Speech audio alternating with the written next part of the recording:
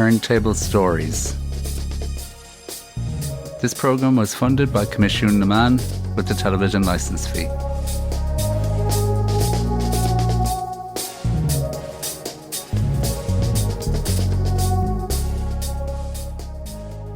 As vinyl lovers, we all love to open the shrink wrap on a new record. But what is the record made from, and what is the environmental impact of the production process? Kyle Devine, a professor and journalist, will discuss all of that in a while. Before that, how important is vinyl release for independent Irish bands? And will the vinyl bubble burst? Freelance arts and music journalist Zara Hedderman will answer those questions. But she starts by recalling early memories of playing records. My first memory of vinyl is being in my family home, and I think the record player was in my brother's room for a while, and I used to go into his bedroom when he was out, like hanging out with his friends, and I would put on a record, not really fully understanding the mechanism of it, but then I would get like some of my toys and put like the small toys on top of a record while it was spinning around, pretending that they were on stage, not realizing that that actually was quite harmful and damaging, but I thought it was good fun. But I remember just like as a small child, like being from like 5, 6 years old, just being really fascinated by them, and all my parents' like records were there. So there was a lot of like ABBA, there was Thin Lizzy, there was Francois Harding records. So I was just fascinated by like how this kind of large black disc could just be put on this like table, and this magical needle would create all this sound. So from a young age, I was really, really fixated on vinyl and record players, and just like the kind of how magical it seemed to work.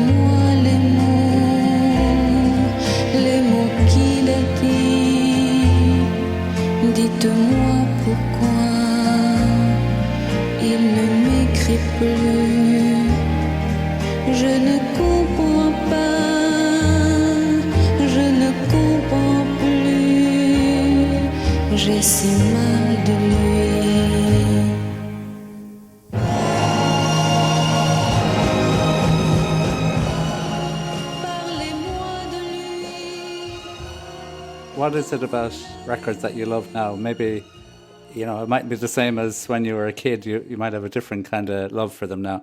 Yeah, different appreciation as well of knowing you have to handle them with care. And the age of kind of streaming, and with the nature of like my work of listening to new music all of the time, but it's always through digital means. Like I don't feel I have that same level of inside back to front knowledge always of like an album, whether it's like song titles, because you know we have that habit of listening to music on our phone, putting our phone in our bag or our pocket, and not always knowing song titles. So what I actually really love about records is like going out specifically to get something that I want to really know in and out, and also like see like the artists. Like I used to love as well reading, and still love reading, like the thank yous and acknowledgements on album like kind of booklets, and it's just those kind of personal touches of getting to know a bit deeper about like some of the people maybe behind the making of an album. So I love that with vinyl. I also just love like the act of actually just sitting down, and whether it's at home. I got into a habit kind of just after lockdown of putting a record on and going into one of the rooms in the house and just sitting down with my book for the length of an album. And that was also a way to like get back into a habit of reading, which I had fallen out of really badly.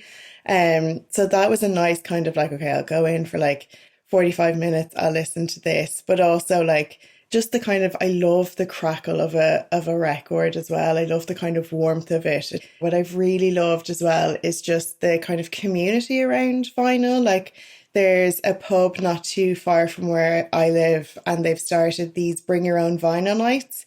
And I've been to one where they ask like different people each month to like bring an amount of records that they have, play them, but also like saying to people that they can also come to the pub with their own records. And like the person DJing can like pick out like songs from records that people have chosen.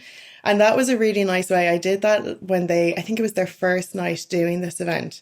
And it was just really nice, a way of like getting to meet new people, getting to like know their musical tastes, but also getting to like see some of the albums that they are bringing and like talk to them about like their choices and asking them what songs they wanted to hear. But what I loved was with the night that I did it, that I was DJing it, a guy was in the pub by himself, and he brought over like a 7-inch, and it was like a single that he had recorded. Like he had like a single back in the 90s, I think it was, or maybe early 2000s. And just like told me then like this incredible story of like how he had been signed to like a label, I think had put out 1 or 2 singles, but then like the record deal kind of fell through. But like I played the single for him, and like just seeing like the buzzed look on his face, like he was so happy to like have that song played in like a public space and for people to hear it. Why do you think that vinyl is important to independent Irish bands and labels? And is it worth it for bands to release their albums on vinyl? I think so. Like I have found that like with a lot of independent Irish bands that I talk to or interview, especially in the last kind of 2-3 years, like when I talk to them about things they're excited about, especially with a debut album, they'll always say like that's something that they're the most excited for is to actually have a record on vinyl, like have the album on vinyl so that they can like physically have it. You know, you look back on like the bands of maybe the 70s, 80s, 90s, and, you know, they have these records and their records are passed down through generations. It is also, you know, quite important for like revenue streams for them, as much as it is expensive to get vinyl pressed, and it's getting kind of, I think, more like increasingly difficult to get it done kind of efficiently here in recent years. It's so important with things like Record Store Day or, you know, Bandcamp Fridays, especially Bandcamp Fridays, for them to kind of have that physical piece of media that they can sell and have that kind of like, maybe not always a steady flow of income from the sales, but that they have it there so that they can make some money. Because obviously, as we know, streaming is not the place where artists are making money. Touring is getting really difficult as well. Like that's quite expensive, both to go internationally to tour and also within Ireland.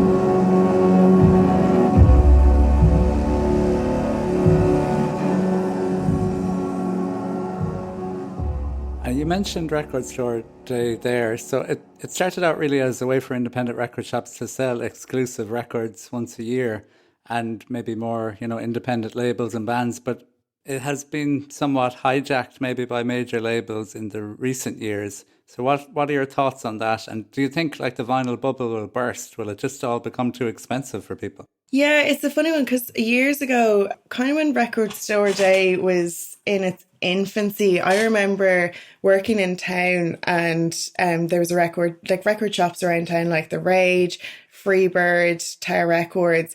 Like when it was kind of starting out after like 2017, Record Store Day used to be like one of my favourite days in the calendar year because like especially in Dublin and with the independent scenes, there would be like gigs on at the record stores, and again like that sense of just loads of people coming together that you maybe hadn't seen in ages, also getting to like see bands live and be introduced to bands. So like in the heyday of Record Store Day, when it was kind of very independent focused, I really, really loved it. But as you say, like with the major label influence kind of creeping in, like I don't know if it's just kind of my focus has been kind of elsewhere with like just busyness of life, but Records for Day for me hasn't been the day of the year that I always look forward to as much, because it does just feel a little bit too commercialized, and like also I find just like the releases aren't as appealing to me because they don't really feel as specialized or something like that. But in terms of like the bubble of vinyl, it's an interesting one to think about, especially given how popular it has been in the last couple of years. And then also when we see like artists say like, your Taylor Swifts or your Billie Eilish's, Taylor Swift in particular, with all of the different variations of vinyl and just becoming quite grotesquely capitalistic about it. That obviously is something that her fans are going to like feed into and like surge the popularity of vinyl sales as well. So that's kind of something to consider with the popularity of it at the moment. And then there's also like when we think about the prices of it, like for me, when I buy a record, it has to be something that I have thought about for like a little while, or it's an album that like I know for sure that I want to play in the house, or if I do any kind of DJing sets that I know that I would like to play.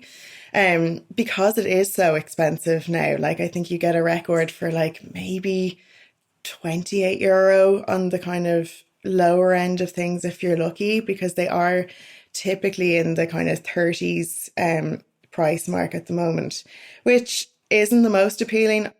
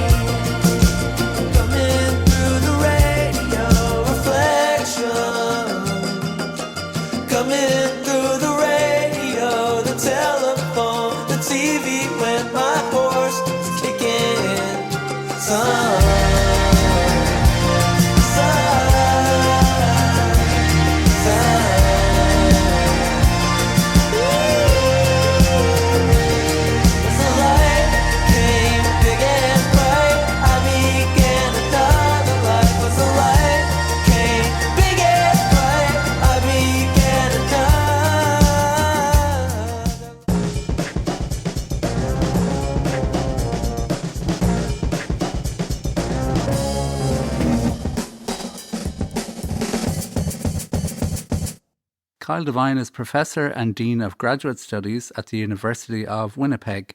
in Canada. He's written several books on how environmental issues connect to music, including Decomposed, The Political Ecology of Music. I began by asking him, was vinyl something that he grew up with? That's an interesting question. No one's ever asked me that before. Not really. I think I grew up in a household that was early into the CD, and so I missed vinyl and cassettes, and records were only something that I started purchasing maybe in my teens. And I have a very modest record collection, maybe 100 or something like that. I'm not a huge vinyl person, but I was certainly I had hundreds of CDs at one point. Tell me about your book, Decomposed, The Political Ideology of Music. What was the initial idea for the book, and can you sum up what it's about? I started writing that book in around 2012, published in 2019.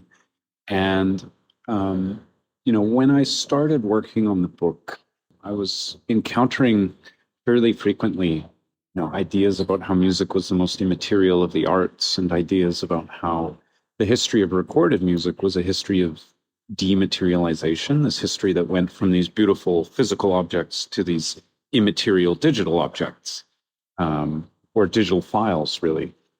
And something about that didn't sit right with me, because I was also reading at the time articles were coming out about like the environmental toll of a Netflix binge, for example. And I was also reading at the time, there's a sort of wave of work on e-waste or electronic waste. And so this idea of music's dematerialization didn't sit well with me, because if a Netflix binge had an environmental toll, then a bunch of streaming must also. And so that's where the book started. It's just sort of thinking, I don't think this dematerialization thing that I'm hearing about, I don't think that's quite right.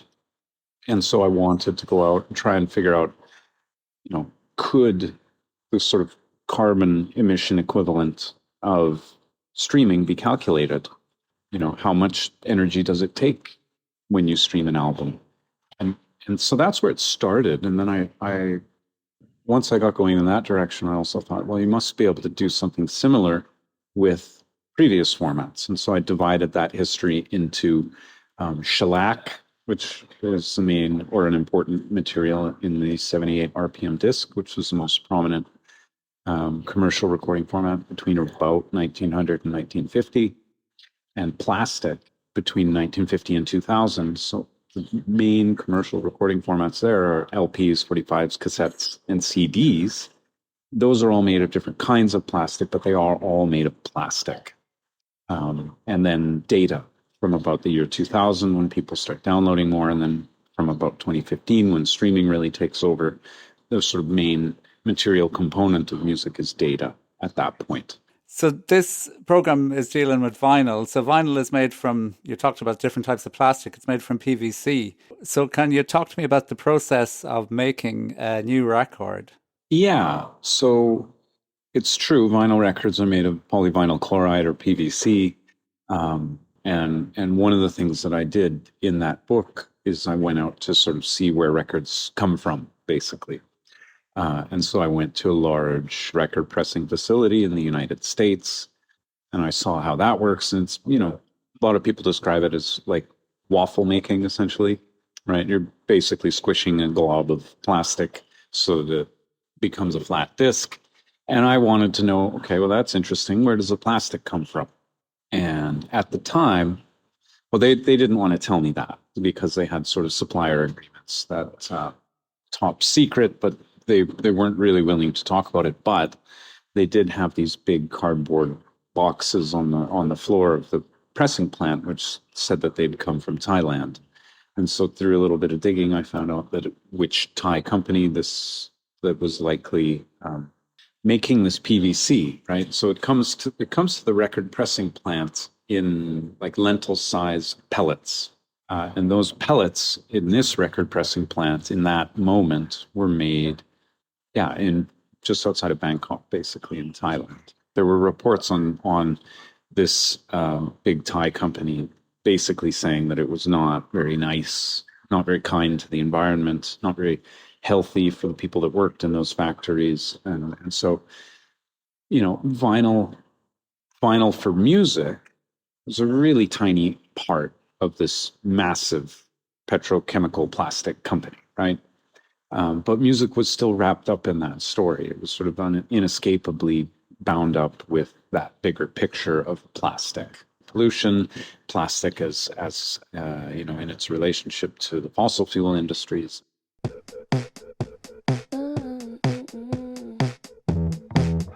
I could eat that girl for lunch as she dances on my tongue. Tastes like she might be the one. And I could never get enough. I could buy her so much stuff. It's a craving, not a crush. Call me when you're there. I said I bought you something rare, and I left it under Claire. So now she's coming up the stairs. So I'm pulling up the chair, and I'm pulling up my hair. Baby, I think you were made for me. Somebody write down the recipe. Been trying hard not to overeat. You're just so sweet. I'll run a shower for you like you want. Clothes on the counter for you, try it on. If I'm allowed, I'll help you take them off. I could eat that girl for lunch as she dances on my tongue. Tastes like she might be the one. And I could never get enough. I could buy you so much stuff. Billie Eilish released her album Hit Me Hard and Soft on eco vinyl last year. So what is eco vinyl, and is it really more environmentally friendly than regular vinyl? There's a lot of different products out there right now talking about being eco vinyl or bio vinyl and things like this. For some of them, what that means is that they use recycled plastic in making the records. For some of them, it means that they're using non-petroleum feedstock chemicals to make the plastic. Well, you can get records basically based on plant material now. Evolution Music, which is based in the UK. And you can get records made out of non-PVC plastic that are made in an injection molder. So there's a project out there called Good Neighbor Music using that technology. And I don't think that they did Billie Eilish, but they did her brother, I think, Phineas. He put out one of his records on this non-PVC injection molded plastic. So you're also going to see different reports that are available now from some of the more traditional ends of the vinyl record industry, which, claim that some of these new products are not as environmentally friendly as they suggest they are. So there's business mindedness and competition kicking in for sure.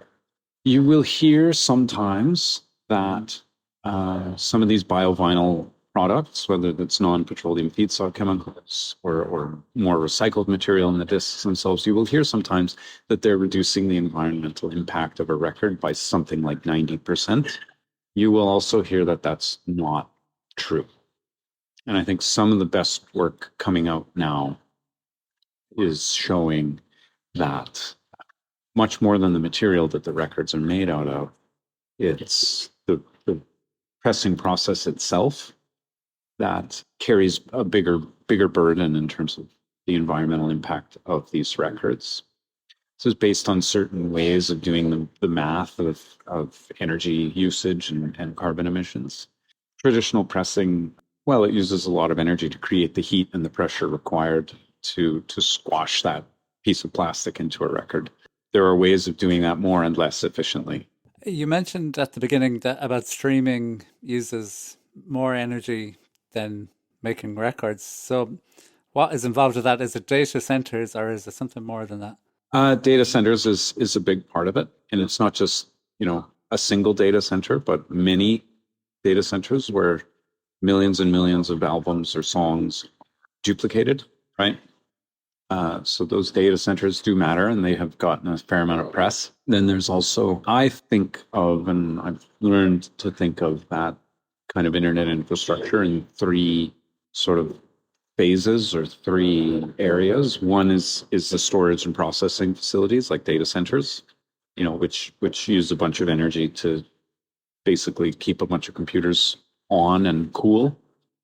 And then there's the transmission infrastructure, so sending that data from those centers all around the world in various ways. Some of that happens by satellite. Most of it, or a lot of it, is underground and undersea cables.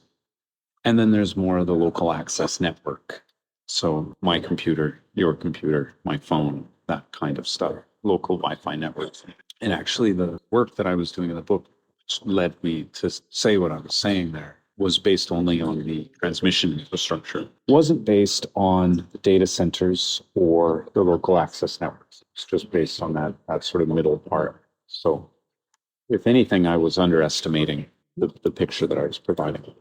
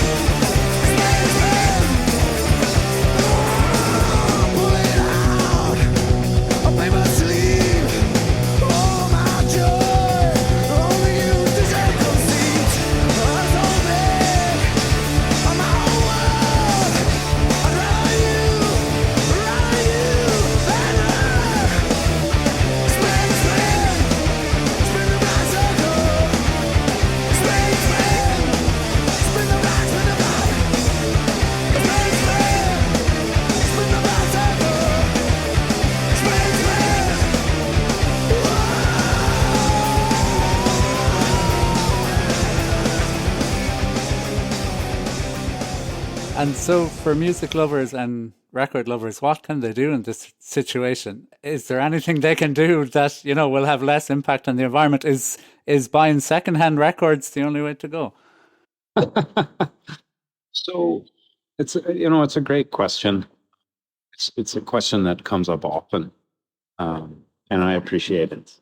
I think one of the things I always underline with this stuff is I'm not trying to make any individual music fan or musician feel bad about having records or buying CDs or preferring streaming, right? I subscribe to a streaming service. I told you before, I have a modest record collection. I've got some CDs in a closet somewhere. I'm as much a part of this as anybody. So I don't ride in here on a moral high horse, and I'm here to tell people what to do. If anything that we've talked about can lead people to sort of shape their ethical relationship to the world of music, then I think that's great. That's a positive outcome. If people hear about records and decide, maybe I'll only buy secondhand records, or maybe the streaming thing isn't so good and I'll get records or whatever. I think that's fine. But the bottom line of where I want these kinds of conversations to go ultimately is toward asking bigger questions about, the economic arrangement that, music is caught up in. Opening up those bigger questions about economics, class structure, and things like that, if that's a place that we can go with these conversations, and if that's something that thinking about the material forms of recorded music can help people do, then I'm happy.